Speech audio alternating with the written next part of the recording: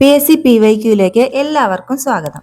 ഇന്ന് നമ്മൾ 8ാം ക്ലാസ്സിലെ സോഷ്യൽ സയൻസ് SCERT ന്യൂ SCERTയിലെ ഫസ്റ്റ് ചാപ്റ്റർ അധിനിവേശവും ചെറുത്തുനിൽപ്പും എന്ന പാഠമാണ് നമുക്കിന്നൊന്ന് നോക്കാം.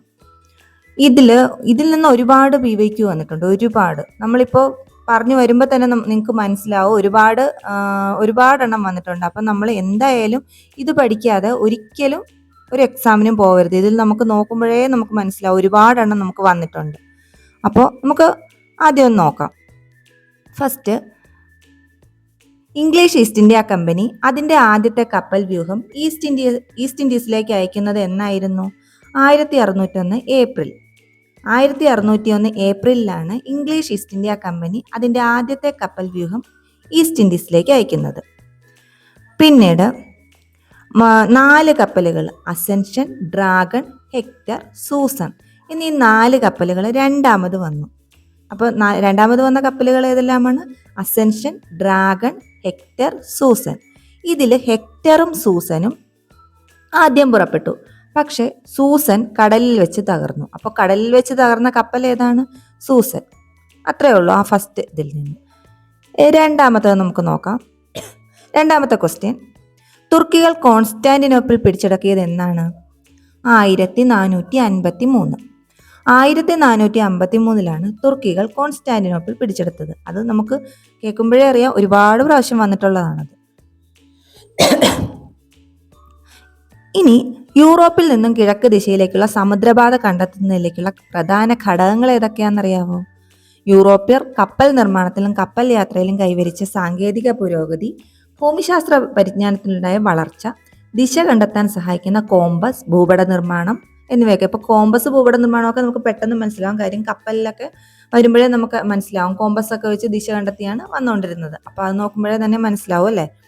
പിന്നെ തുർക്കികൾ കോൺസ്റ്റാന്റിനോപ്പിൾ പിടിച്ചടക്കി. പിന്നെ അടുത്ത ക്വസ്റ്റ്യൻ, കടൽമാർഗം ഇന്ത്യയിൽ എത്തിച്ചേർന്ന ആദ്യ യൂറോപ്യർ ആരാണ്? പോർച്ചുഗീസുകാർ. കടൽമാർഗം ഇന്ത്യയിൽ എത്തിച്ചേർന്ന ആദ്യ യൂറോപ്യർ പോർച്ചുഗീസുകാർ. വാസ്കോഡഗാമയാണ് കടൽമാർഗം ഇന്ത്യയിലെത്തിയ ആദ്യ പോർച്ചുഗീസുകാർ.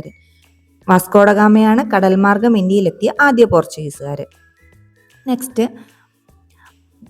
വാസ്കോഡഗാമ എന്നാണ് കോഴിക്കോട് എത്തിച്ചേർന്നത്?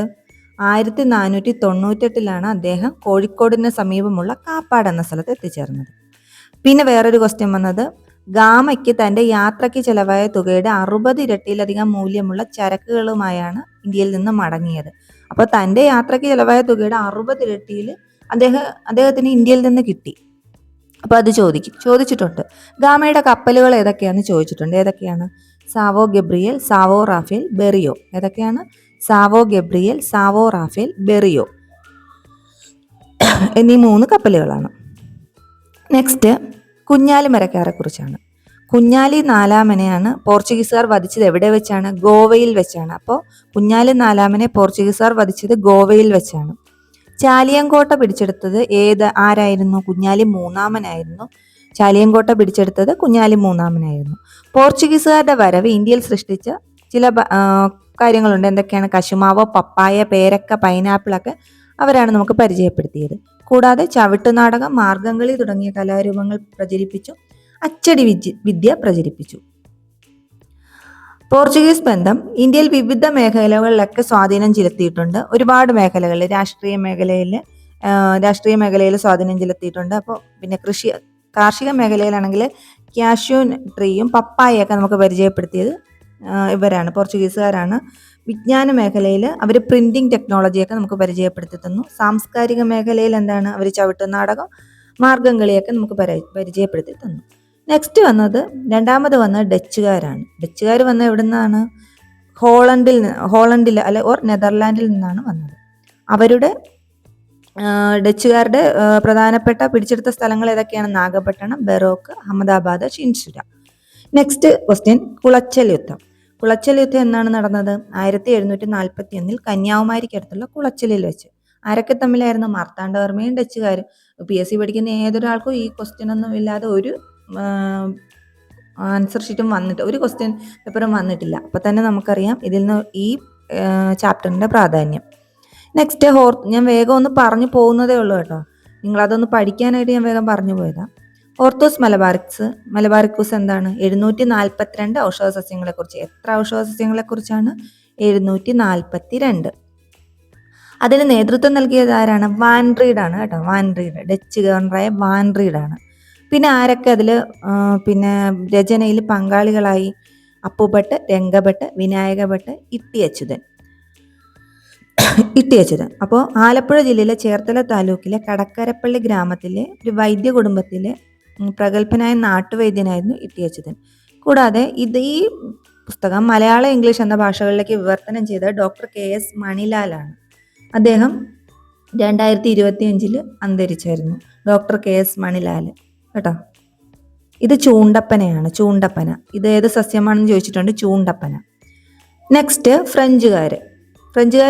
ഫ്രഞ്ചുകാരും ഡച്ചുകാർക്ക് ശേഷം വന്നതാണ് ഫ്രഞ്ചുകാർ. അവരും കച്ചവടത്തിനായിട്ടാണ് വന്നത്.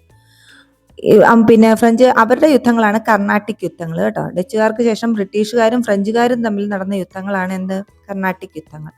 അവരുടെ ആധിപത്യ പ്രദേശമാണ് പോണ്ടിച്ചേരി, യാനം, കരക്കൽ, മാഹി. പോർച്ചുഗീസ് അധിനിവേശ പ്രദേശങ്ങൾ ഏതൊക്കെയാണ്? കൊച്ചി, ഗോവ, ദാമൻ ആൻഡ് ദിയു. ഡച്ചിന്റെ നാഗപട്ടണം, ചിൻഷുര, അഹമ്മദാബാദ്, ബറൂക്ക്. ഫ്രഞ്ച് പോണ്ടിച്ചേരി, യാനം, കരക്കൽ, മാഹി. അത്രേ ഉള്ളൂ. നെക്സ്റ്റ് പ്ലാസി യുദ്ധം എന്നായിരുന്നു? 1757 പ്ലാസി യുദ്ധം നടന്നത്. ആരൊക്കെ തമ്മിലായിരുന്നു? അവധിലെ നവാബായ ഷൂജാ ഉദ്ദൗളയും മുഗൾ ഭരണാധികാരിയായ ഷാ അലം രണ്ടാമനും തമ്മിലുള്ള യുദ്ധമായിരുന്നു കേട്ടോ. പിന്നെ വില്യംകോട്ട ആദ്യം അറിയപ്പെട്ട വില്യംകോട്ട പിന്നീട് എന്താണ് അറിയപ്പെട്ടത്? കൽക്കട്ട എന്ന പേരിലാണ് അറിയപ്പെട്ടത് കേട്ടോ. സുനന്ദതി, കാലിക്കട്ട്, ഗോവിന്ദപൂർ എന്നീ 3 ഗ്രാമങ്ങൾക്ക് ചുറ്റും ബ്രിട്ടീഷുകാർ പണിത കോട്ടയാണ് വില്യംകോട്ട എന്നറിയപ്പെട്ടത്. നെക്സ്റ്റ് ടിപ്പു സുൽത്താൻ്റെത് 4ാം മൈസൂർ യുദ്ധത്തിലാണ് ടിപ്പു സുൽത്താൻ അന്തരിച്ചത്. അതിനുശേഷം എന്താണ്? മൈസൂർ ബ്രിട്ടീഷുകാരുടെ അധീനതയിലായി. അത്രയേ ഉള്ളൂ. ഹൈദരാലിയുടെ മരണശേഷമാണ് അദ്ദേഹത്തിന്റെ മകനായ ടിപ്പു സുൽത്താൻ അധികാരത്തിലേറിയത്. അദ്ദേഹത്തിന് 1799 4ാം മൈസൂർ യുദ്ധത്തിൽ ബ്രിട്ടീഷുകാർ വധിച്ചു. പിന്നെ നോക്ക്, നികുതികൾ. ശാശ്വത ഭൂനികുതി വ്യവസ്ഥ ബംഗാൾ, ബീഹാർ, ഒറീസ. നടപ്പിലാക്കിയത് കോൺവാലിസ് പ്രഭു. റേറ്റ് വാരി, ദക്ഷിണേന്ത്യ, Deccan, Thomas Munro, Alexander Read. Mahalwari സമ്പ്രദായം ഉത്തരേന്ത്യ, മധ്യേന്ത്യ, പഞ്ചാബ്. Holt Mackenzie. ഹൽവാരി സമ്പ്രദായം ഉത്തരേന്ത്യ, മധ്യേന്ത്യ, പഞ്ചാബ്. ഹോൾട്ട് മക്കൻസി കേട്ടോ. നെക്സ്റ്റ് സന്യാസി കലാപം പിന്നെ കൂടുതൽ എവിടെയായിരുന്നു? ബങ്കിം ചന്ദ്ര ചാറ്റർജിയുടെ ആനന്ദമഠ എന്ന നോവലിൽ നമുക്ക് നോക്കി അറിയാം.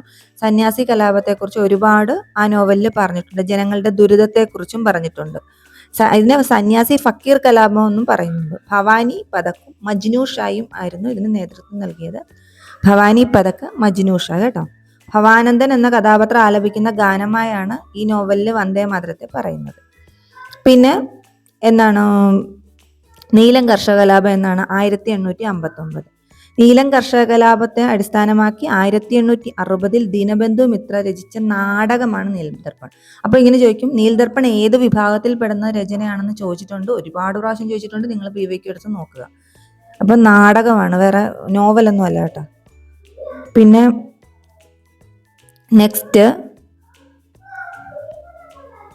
നെക്സ്റ്റ് കാടുണർന്നപ്പോൾ ഇതൊക്കെ ജസ്റ്റ് ഒന്ന് വായിച്ചു വിടുക. ഉൽഗുലാൻ കലാപം അത് എന്താണ്? മുണ്ടാ കലാപം എന്നറിയപ്പെട്ടു. വലിയ കോലാഹലം അല്ലെങ്കിൽ വലിയ ഇളക്കം എന്നാണ് ഇതിനർത്ഥം കേട്ടോ. ബിർസ മുണ്ടയുടെ ജന്മദിനമായ നവംബർ 15 ജന്മദിനമായ നവംബർ 15 എന്താണ്? ജനജാതീയ ഗൗരവ ദിവസമായിട്ട് ആചരിക്കുന്നു. ഇന്ത്യൻ പാർലമെന്റിൽ ഛായാചിത്രം സ്ഥാപിക്കപ്പെട്ടുള്ള ഏക ഗോത്ര ജനതാ നേതാവാണ് ബിർസ മുണ്ട. ഇന്ത്യൻ പാർലമെന്റിൽ ഛായാചിത്രം സ്ഥാപിച്ച ഏക ഗോത്ര ജനതാ നേതാവാണ് ബിർസ മുണ്ട. ബിർസ മുണ്ടയെ കേന്ദ്ര കഥാപാത്രമാക്കി ഇക്ബാൽ ദുറാനി രചിച്ച കൃതിയാണ് ഗാന്ധി സെ പഹ്ലെ ഗാന്ധി കേട്ടോ. മഹാശ്വേതാദേവി രചിച്ചത് ആരണ്യർ അധികാർ. മഹാശ്വേതാദേവി രചിച്ച കൃതിയാണ് ആരണ്യർ അധികാർ. പോളിഗർ എന്നതിന്റെ അർത്ഥം ചോദിക്കുക. അതൊരു തമിഴ് പദത്തിൽ നിന്നുണ്ടായതാണ്. പാളയം അഥവാ സൈനിക താവളം.